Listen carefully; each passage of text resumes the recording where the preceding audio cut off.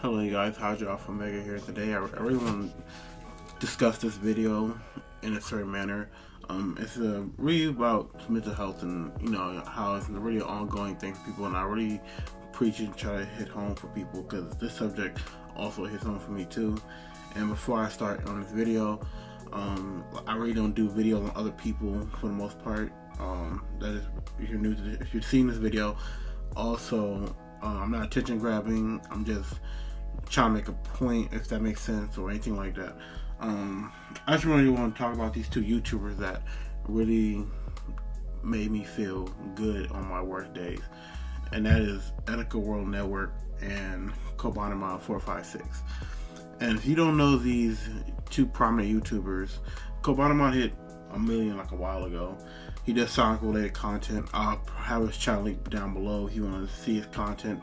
Very nice man, very nice guy.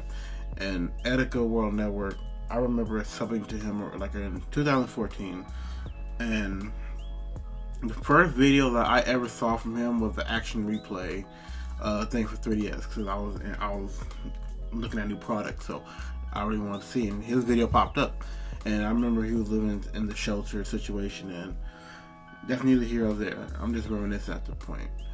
But what I'm trying to say is, unfortunately, Etika has, he's fighting some demons, and I was inspired to make this video after watching Triforce video. I'll probably link below that too. But these two YouTubers have been a lot to me on my worst days, like I said, and to see them going through their worst days, it hurts me, because at one point watching their videos and getting laughs and watching their streams was really a backbone for me when I didn't have one. Etika came off as always that guy was just very lively. He was passionate about all his just content, everything he did, equipment, all that stuff. And that's what even inspired me to buy my equipment and better my stuff. When he was going through his rough times and his living situations, that didn't stop him. And I've seen him grown into a nice, decent living person, and that still inspired me to this day. And I don't know what happened exactly for him to have this severe mental thing. It's like I said, it tears up to me because it's always the people you least expect to be depressed or some fighting inside them to be going through something like that. Like even when Kobe was going through it, it hurt me a lot. He's such a nice guy.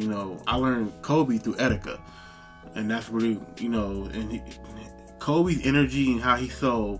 If you knew some of the things about Kobe, like how he's giving to people, just a nice dude all around, and that's what inspires me to get off the nice radiant aura. And also I really want to say is that as a viewer, I was never the kind of cult follower. I know Etika has a big cult following, and I was never the type of pressure about videos, go crazy in streams, none of that. In fact, I regularly comments. I just watch streams, see others, and the writing was on the wall. It kind of Etika came off as perfectionist. He really wanted to get it down, and he wanted to please a lot of people, and I can resonate with that, because God willing that I reach that amount of success that those two men have made, I can only imagine the stress that comes with it. As your sub count grows, your YouTube persona grows, it's crazy. It's hard to mingle both. Trying to make people happy and try to stay true to yourself in content making. That's where money comes in. That's where how you approach your video skills. All that type of stuff. Because you're creating. You're an artist and you're giving something to the people, and that can have a real mental state on people's conscience. Like even me, like I'm under 100, and I still stress to put out perfect videos, make sure it's on time. What do people want to see? And you can only imagine for them. I'm talking about non-stop with these guys, investing money, having multiple PCs. and it still wasn't satisfying to people. And it brings me back to what Trisport said. If you really want to help them, and well, he said Etika, but I'm assuming this for Kobe too. Don't hassle them. Only wish for their best recovery. Because I'm a big fan of both. Like I can actually come out and say that I love both of these guys. They're really cool. And I'm talking from a viewer standpoint.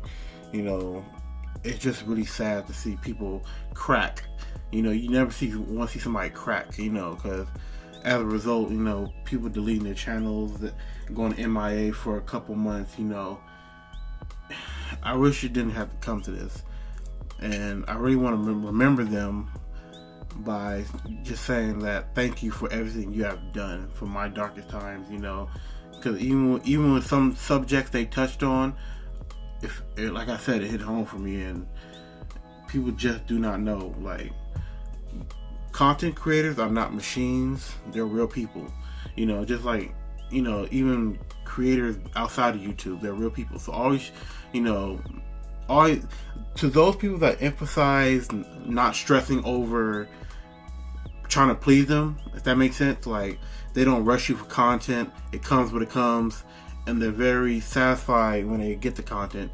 Those are the best subscribers and fan base that any content creator wants, because having to put out content like fast food content, it gets dull, your heart's not into it, and it's just bad all around. And I can see where the persona comes in at to make it spicy, so you can have the energy to keep producing that type of content.